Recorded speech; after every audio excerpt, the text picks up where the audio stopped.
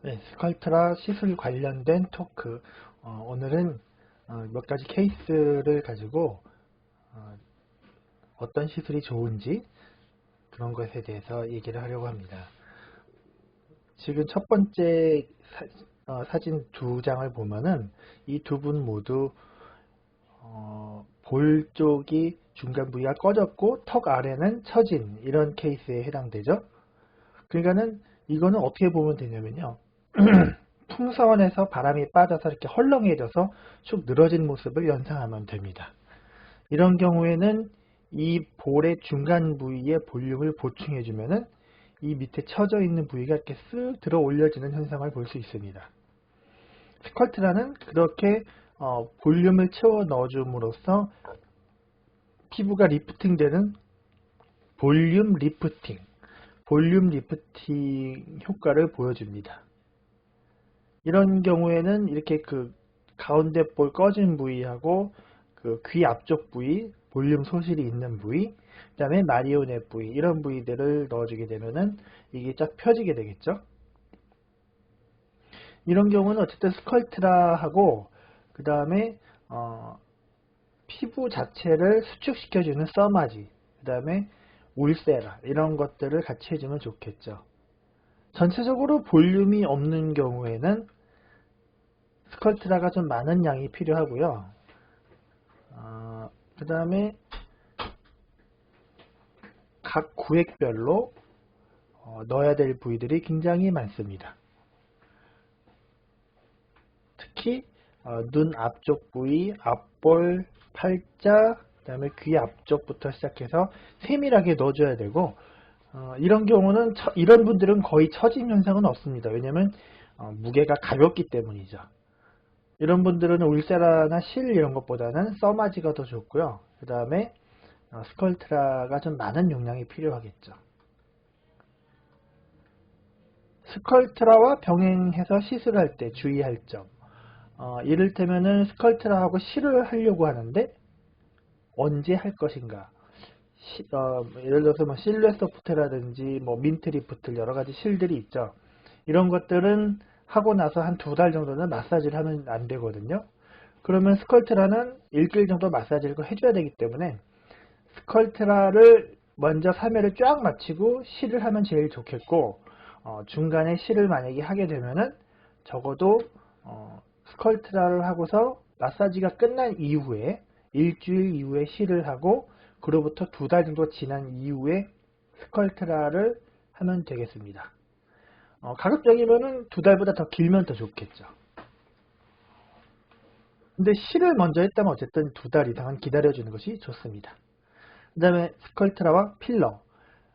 일반 히알루론산 필러는 스컬트라와 같이 하기도 하는데 저 같은 경우는 필러를 같이 병행하지 않습니다. 굳이 그럴 필요가 없기 때문이죠.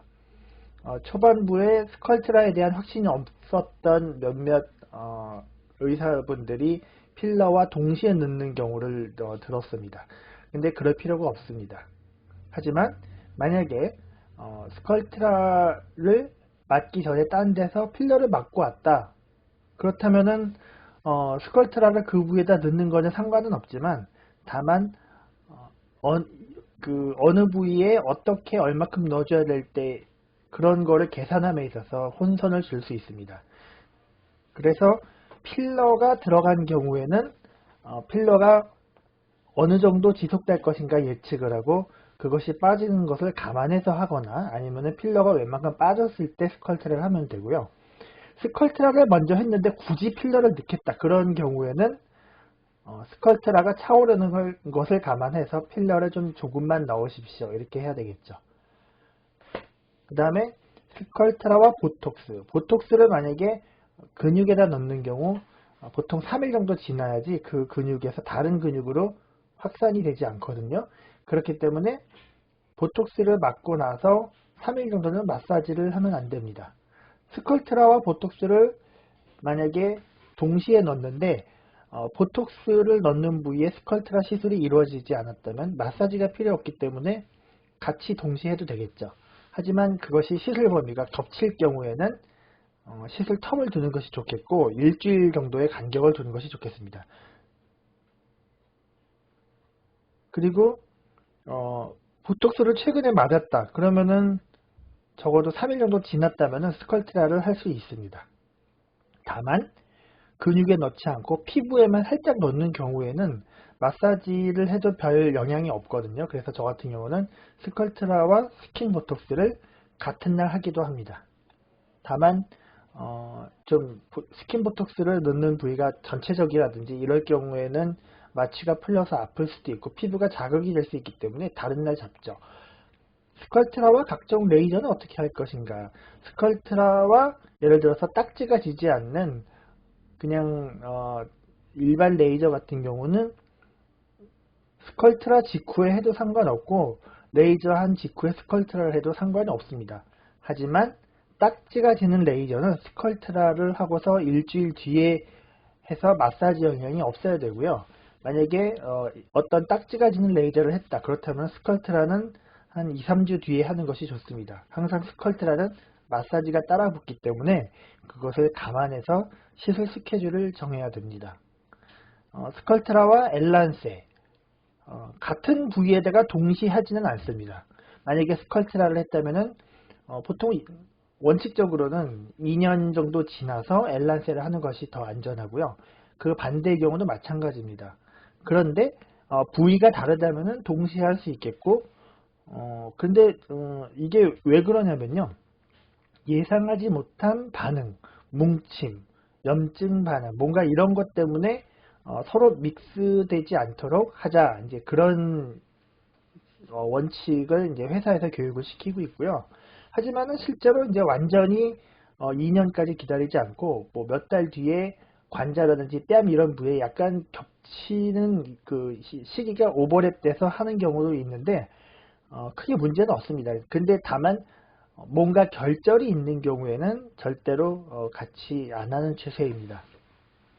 근데 스컬트라와 엘란세를 이마, 코, 턱을 엘란세로 하고 그 다음에 관자, 뺨, 앞볼 이런 거는 스컬트라로 하고 뭐 이렇게 하는 경우는 많이들 있습니다. 아니면은 얼굴 전체를 스컬트라로 하고 이마하고 코 이런 거를 엘란세로 하고 뭐 턱 끝을 뾰족하게 한다거나 이런 것도 역시 엘란세로 가능하겠죠. 엘란세로 전체를 모두 다 했을 경우에는 아무래도 스컬트라보다는 비용이 더 많이 나오는데 이제 장단점이 있습니다. 장단점에 대해서는 저희 메디노블 유튜브에 보면은 또 자세히 나옵니다.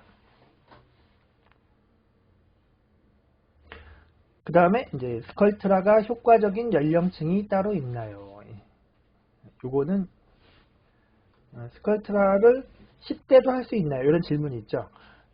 10대 때는 콜라겐 형성이 왕성할 텐데 아무래도 20대 몇 년 지나면서 계속 얼굴이 바뀌거든요. 골격도 조금 더 자라나고 저 같은 경우는 25세까지 점점 키가 조금씩 자라면서 얼굴도 좀 약간 바뀌었거든요.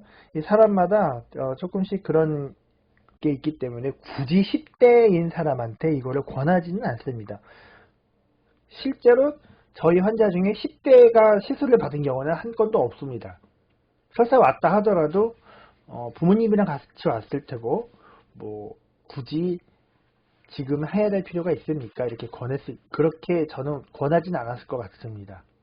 20대 초반에는 그래도 자기가 대학교를 가고 성인이 된 다음에는 자기 판단에 의해서 보통 하거든요. 20대 초반에는 합니다. 근데 그 노화가 돼서 하는 게 아니라 자기의 타고난 어떤 얼굴 형태 이런 것들을 조금 살짝 의학의 힘을 빌리기 위해서 이제 하는 거죠.